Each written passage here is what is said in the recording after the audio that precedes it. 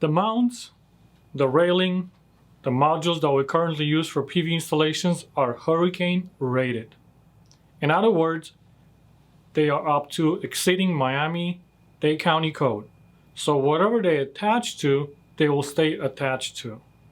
We need solid installation on your roof. That is why we attach solar panel racking to the rafters here in South Florida. Nothing is hurricane proof.